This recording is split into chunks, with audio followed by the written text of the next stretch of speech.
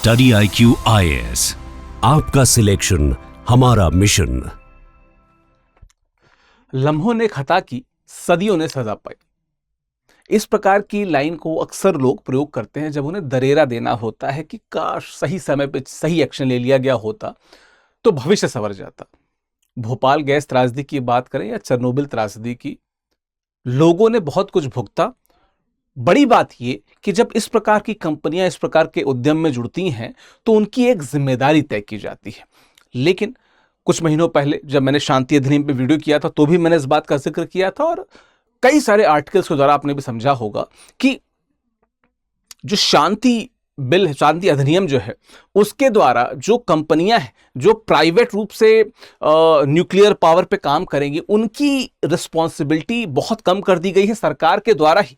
मतलब अव्वल तो वो रिस्पॉन्सिबिलिटी लेना ही नहीं चाहेंगी, बट अगर लेना भी चाहेंगी तो रिस्पॉन्सिबिलिटी को बहुत कम कर दिया गया है।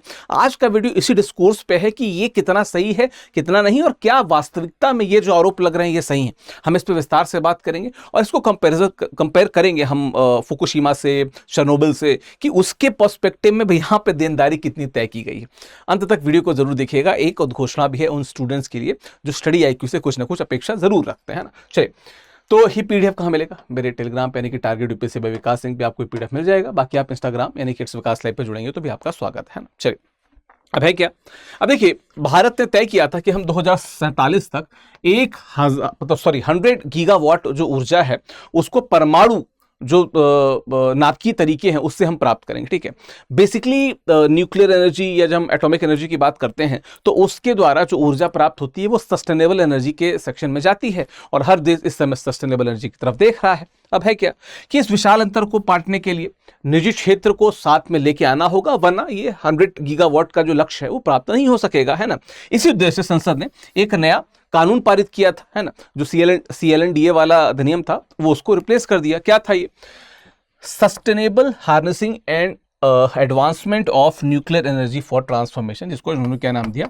इन्होंने दिया शांति नाम, इसका एब्रिविएशन कर दिया। ठीक है, अब क्या है कि भारत को रूपांतरित करने के लिए परमाणु ऊर्जा के सतत उपयोग और विकास का अधिनियम। ठीक है, इसने किसको रिप्लेस किया? इसने रिप्लेस किया civil liability for nuclear damage act 2010 को, यानी कि CLNDA को।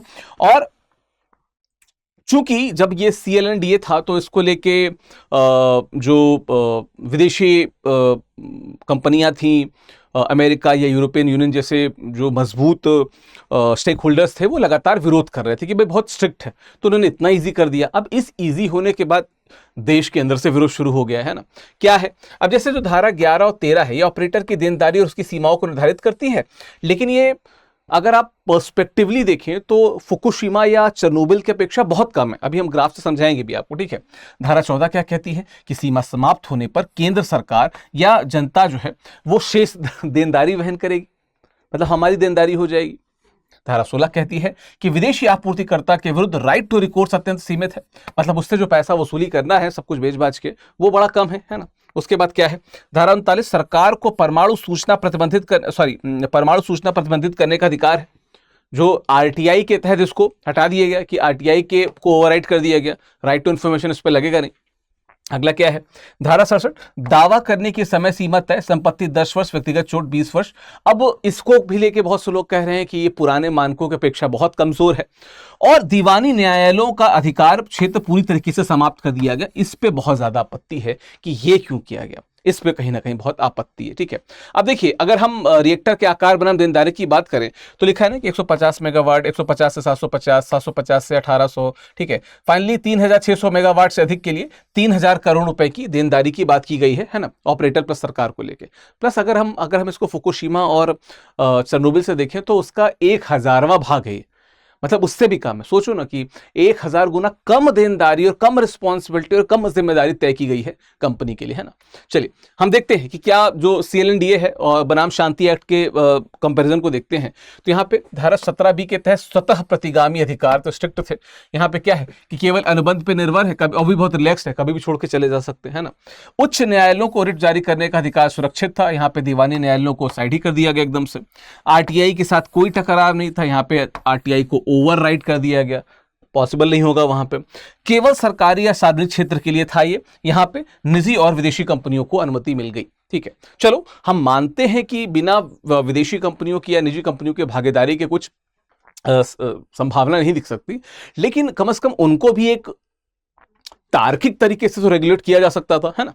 चलिए, अब है क्या, इसमें एक टर्म इसको जरूर देखिएगा, एब्सोल्यूट रिस्क लायबिलिटी क्या है कि खतरनाक उद्यम बिना किसी अपवाद या बहाने के पूरे नुकसान की भरपाई करेगा, मतलब कंपनी उसको ओन करेगी। ठीक है, लेकिन एब्सोल्यूट रिस्पॉन्सिबिलिटी को तो एकदम ही हटा दिया गया है, एब्सोल्यूट लायबिलिटी की तो बात ही एकदम खत्म कर दी गई है, इतना कमजोर कर दिया गया, कहीं ना कहीं इसी पे सारा विवाद है।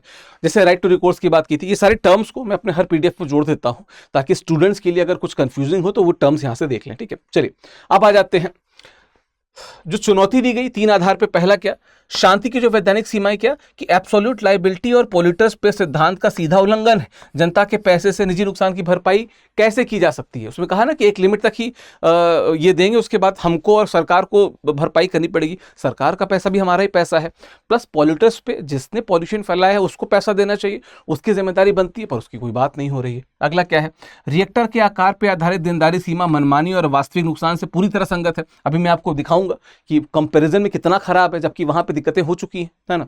और अगला क्या है, धारा 39 के तहत परमाणु सूचना पर केवल प्रतिबंध, जो ब्लैंकेट बैन लगाया गया, कंबल प्रतिबंध माफ कीजिएगा, वो पीड़ितों के सूचना के अधिकार को कुचलता है। आपने आरटीआई को क्या कर दिया, अ बिग नो दे दिया। Is it worth it? No, it's not.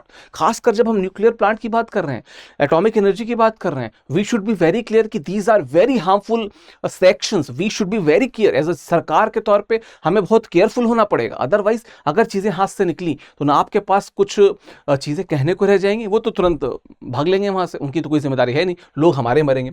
अब देखिए कुछ चीज़ें हैं, जैसे हम देखें तो दिक्कत क्या थी कि अमेरिकी और फ्रांसीसी कंपनियों ने जो CLNDA है 2010 का, उसको लेकर उन्होंने कहा कि बहुत ज़्यादा क्या है, बहुत कड़े नियम हैं, कानून हैं, इसको थोड़ा सा कमज़ोर कर दिया जाए, इसको थोड़ा सा आसान कर दिया जाए। अब तर्क क्या था कि कड़े नियम भारत को विदेशी निवेश के लिए अनाकर्षक बाजार बनाते हैं। अव्वल तो पहले ये जो न्यूक्लियर सेक्टर था इसमें विदेशी निवेश की बात ही नहीं थी, है ना। अब क्या है कि 100 गीगावाट लक्ष्य के लिए विदेशी प्रौद्योगिकी अनिवार्य मानकर क्या है कि शांति अधिनियम को लाया गया और धारा 16 के माध्यम से आपूर्तिकर्ताओं को प्रभावी राहत दे दी गई।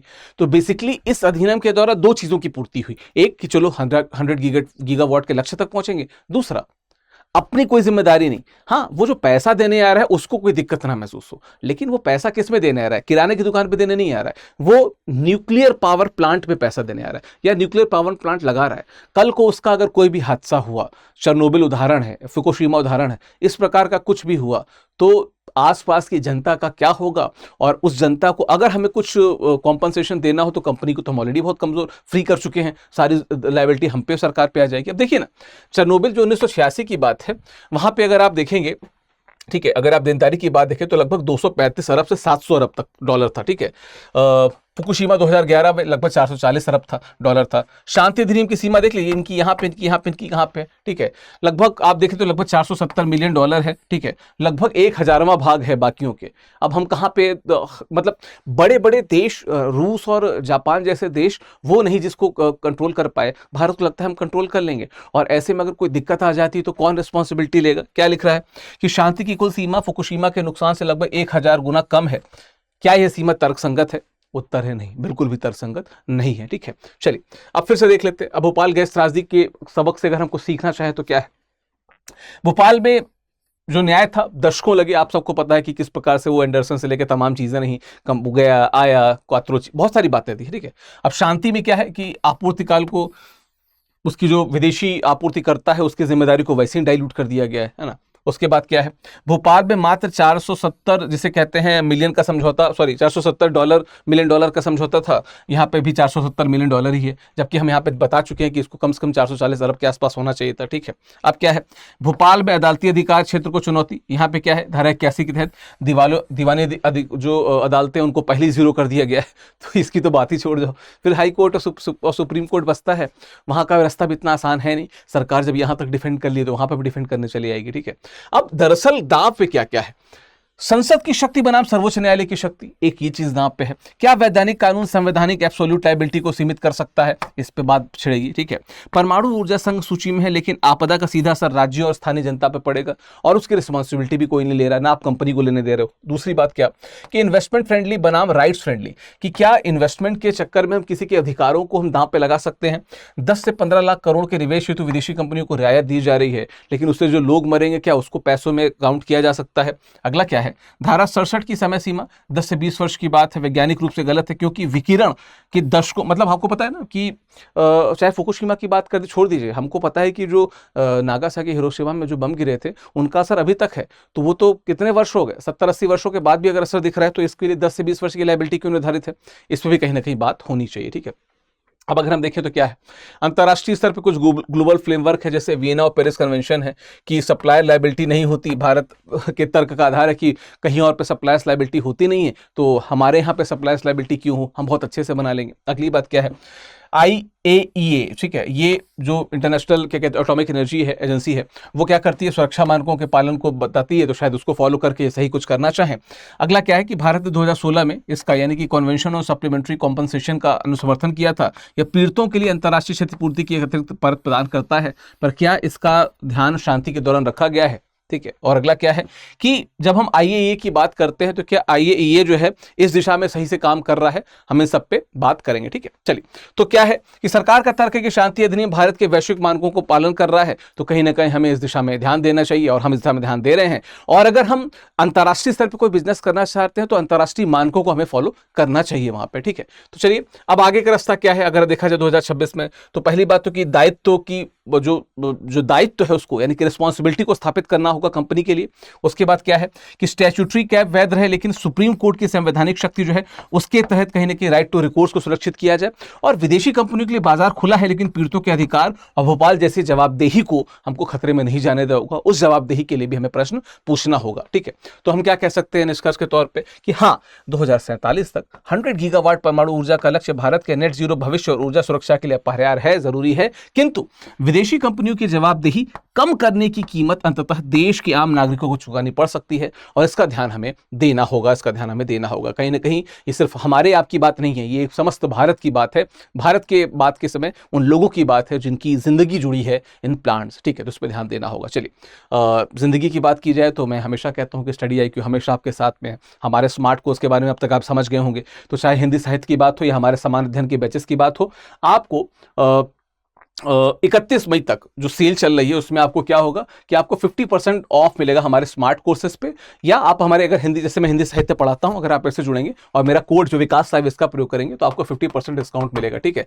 हमारे स्मार्ट कोर्सेज के बारे में जानने के लिए स्टडी IQ की ऐप या वेबसाइट जरूर विजिट कीजिए, वहां पर आपको डिटेल से पता चल जाएगा। फिर भी कोई कंफ्यूजन है तो मेरे टेलीग्राम पर आके मुझसे पूछिए, मैं आपको जानकारी दूंगा। ये PDF भी आपको इसी टेलीग्राम पर प्राप्त होगा। बाकी ये इंस्टाग्राम है, स्कैन करिए, जुड़िए, यहीं पर बातें मुलाकातें डिस्कशन होगा। बाकी इस विषय में आपकी राय क्या है मुझे जरूर बताती जाइएगा। आप सबका बहुत बहुत धन्यवाद, शुक्रिया। स्टडी IQ IAS, आपका सिलेक्शन हमारा मिशन।